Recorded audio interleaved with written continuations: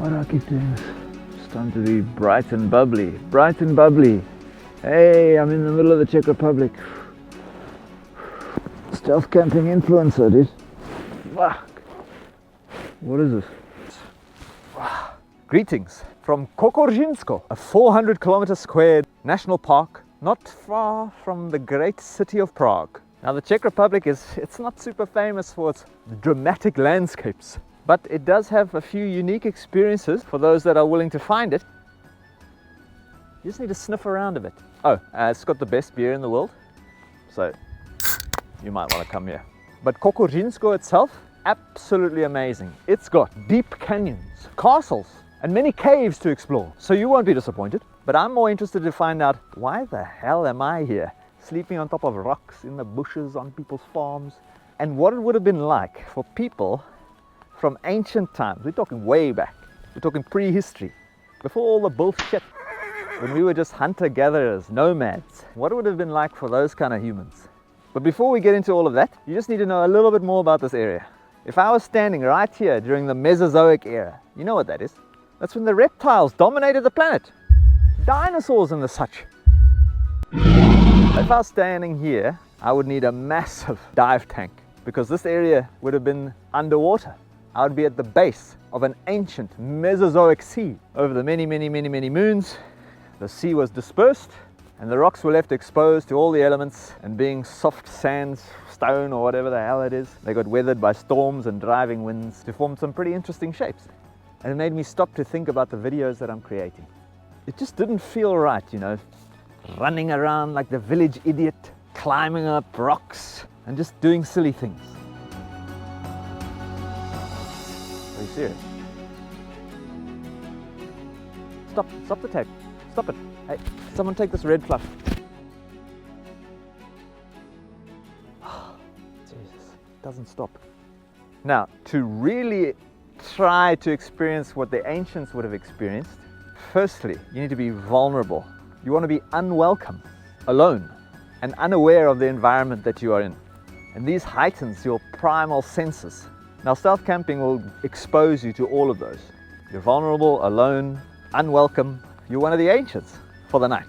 Okay, let's just stop, be quiet, listen. And normally when you're stealth camping, you're also in one of these places, like in the middle of nowhere, and it's quiet, super quiet, and you can hear the earth.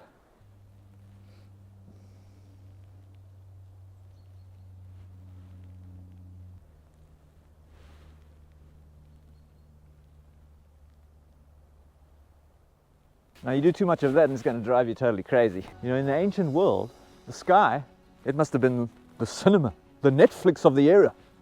A new episode every day. Sometimes the moon's here, sometimes it's there. Sometimes Jupiter's super bright, sometimes the moon's red, and sometimes there's just really bad reception. I can just imagine our ancient ancestors, you know, after a long day of getting our butts kicked by Mother Nature, we'd come crawling back into our cave, make a fire, stare out into the skies. It must have been awesome. An ancient cinema. They must have wondered, what the hell is that? How can we get there? I'm also here for practical reasons, guys. It's not all spiritual or personal journeys. Firstly, Central Europe. My God, I don't know how you can live here. It's fucking freezing here. Sub-Zero wins. Flawless victory. So on my future expeditions, especially in Australia, the temperatures are not going to get as cold as this. I don't want to be doing any expeditions or anything in these kind of conditions, because this is horrible, dude. I don't know how they do it. I can actually understand now why Europeans colonized the rest of the world, because this is, hey, summertime, you can have all your pina coladas and everything, but Jesus, I come to the winter time. Get out of here, man. I'm on that ship, 1492 Columbus. Get me the fuck out of here. If temperatures got to sub-zero during any of my next adventures, I know that the equipment that I usually carry is going to see me through. I just have to add these scarves and extra socks and things, and I would be able to survive the night. So that's going to take a bit of a load off my mind. Next time I go on some adventure, I don't have to worry about freezing to death. Fatality. There's personal reasons why I'm here. It's not, oh, I'm going to go and fly to the Czech Republic to go camping and in the freezing cold. No. My son doesn't live too far away from, he actually lives, just got to go pick him up from school. So to summarize, now you know why I stealth camp. It's just to get away from it all, be bored, be under threat. You know, there could be a farmer come running out of here with his pitchfork. It's a great opportunity as well to just look up at the sky. That should give you an idea of why I do it. So why do you do it?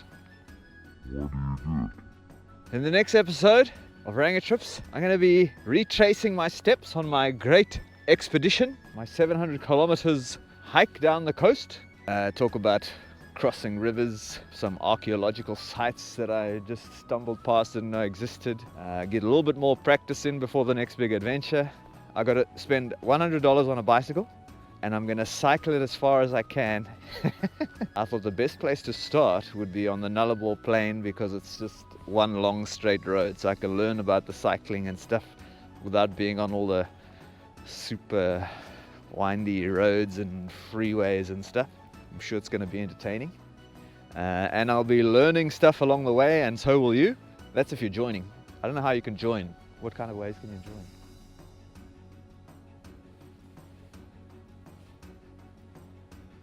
I don't know.